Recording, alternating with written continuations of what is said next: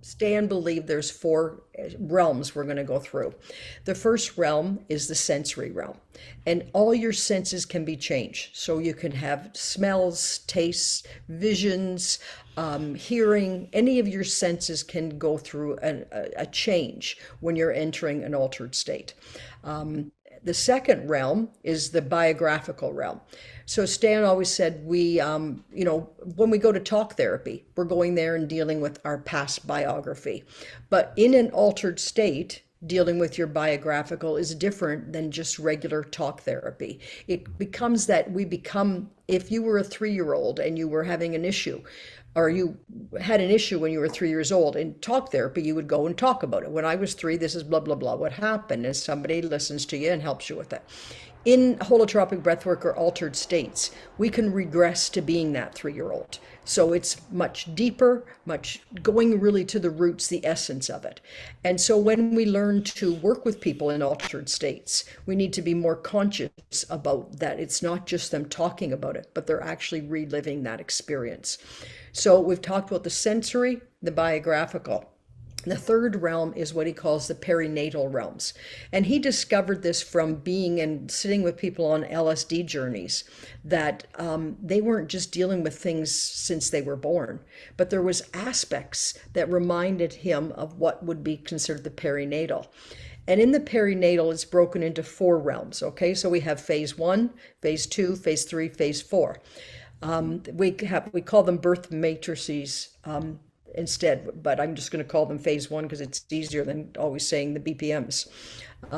So in the first phase, everyone has been in utero for 9 months, give or take.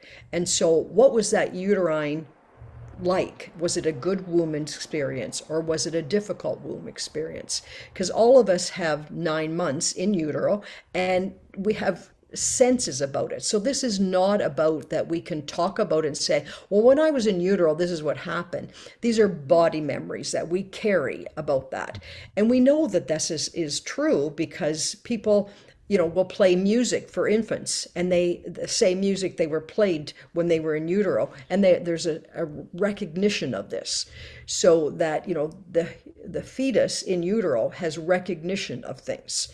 So if you're in this, what we call the good womb environment, everything is lovely. You're a wanted pregnancy. Mom is looking after herself. There's all sorts of things that make it a very good womb experience. But if you were from a pregnancy that wasn't an expected pregnancy, but more of an accident, or you were being hidden because mom was not supposed to be pregnant, or mom was living in a war-torn country where she was frightened, those things we know affects, because it goes through the placenta. So that's the difference from the first stage of being in utero for 9 months, whether you were in a good womb or not such a good womb experience. The second phase is when the contractions happen. So if you were in a good womb phase, the 9 months, then all of a sudden something's pushing you out. And you want to get out because it's also cramped and there's no room left to move or grow. So there's this about moving and having to go forward and change. There's a change happening. If you were in a toxic womb or not a good womb experience, then life's even getting harder. So it's about the urge to move, the urge to get through, to go to something different. And that depends about if you're from a first pregnancy or a later pregnancy with your mom. So we know first pregnancies, there's a cervix that has to be opened, and it doesn't open really quick because of first pregnancy. If you were a 9th pregnancy, you might come out a lot faster. So there's less time in that stuck stage and trying to move and go through a transition. So the third part of this is when actually the cervix is opened and the fetus is going down the birth canal. We also know that still, despite all of our medical technology, things still happen, that it's a life and death situation as fetuses are going to be born. Things can happen in that last stage that cause for medical emergencies, or just stuff happens. And so we also call that the stage of fight, and the last sort of getting out. We can compare it to a hero's journey. They have to go through all sorts of struggles, have to conquer this dragon, they have to conquer that enemy, and then finally they get home. So that's the fourth, is coming out, being born. And what was it like when you were born? Were you born into a loving environment? Were you born in a sterile room where they, slap babies and suction out every orifice? And I mean, after Hero's journey, we say that's the way we treat babies. They've got a big struggle, and then they are not maybe met with all the nice calmness. So when I compare and think about how births are happening nowadays, with people having births in pools, and the baby comes out and it's all luxurious and there's none of this kind of medical intervention, those are some of the differences that show up in people's journeys. Okay, and Stan didn't just make this up. He watched this happening and documented all the people through the LSD, and then continued through holotropic breathwork. The clients, the patients, taught him about this was their journeys they were explaining. So that's the perinatal realm. And then the fourth realm is what we call the transpersonal. So anything out of normal psychology. You can have past life, you can have futuristic life, you can be connected to plants and animals and all of the kingdom. God. Because goddesses and gods and UFOs and all those things. So anything can happen in the transpersonal realm. So those are the four realms that we explain in a lot of detail to people before holotropic breathwork, but also knowing that before people go into a psychedelic journey.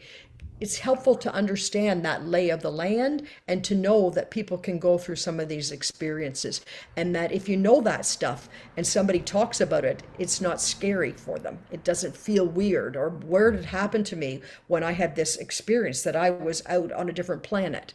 We can normalize it for people. So that's the Grof. Do you want to add about the coex systems? Because you always do the coex condensed systems, and why we look at those different ones.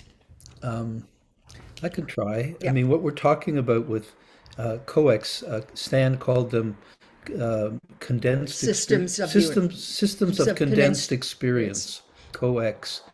And basically, he was saying that there are patterns that involve more than just our biographical learning, okay? And that these patterns have can be contributed to from the different realms of the psyche, okay? So we can use an example of, let's say, choking, all right? So perhaps if in the transpersonal realm, maybe in a past life you were hanged. Okay, these are extreme, but just trying to explain the idea. And then maybe in the perinatal realm there was an umbilical cord around your neck. And then maybe biographically your older brother, picked you up by the head and you thought you were going to die, right? And that these things that are contributed to from different realms of the cartography then kind of live themselves out in your life to some degree as well. So in other words, if they're about, and they're often organized around emotions, okay? So they might be organized around terror, or they might be organized around shame, or organized around stuckness, okay? So for example, I don't know about all the past lives, but I was born at a time when my mom had a general anesthetic, all right? And and I mean, I was anesthetized because of the placenta. And I have a lot of trouble with numbing and feeling stuck and all that kind of stuff. And do I know if it's from there? Is that part of a coex system? Well, it could well be, right? So I hope that's a clear enough explanation. Well, it also allows you not to feel so defective. You can say, instead of just being defective, there's a reason for this, right? It's not just that there's something wrong with me. Even if you can't fix it, not blaming yourself and beating yourself up for it is a big help. Yeah. And just to plug Stan Grof's work, he has written over 26 books, and he goes into great detail with all these realms, and from different ideas and different perspectives. Each of the book is written about. And he brings in tons of examples. And he brings in art from, like art from over the centuries and stuff. He's so steeped in culture and history and all that. He gave a so quick many overview of it before we prepare people for whole work. We're lucky if we get through it in 2 hours, more details. And Stan could 24 hours or better. a million slides of people's drawings that That demonstrate that indeed they were in these places. yeah.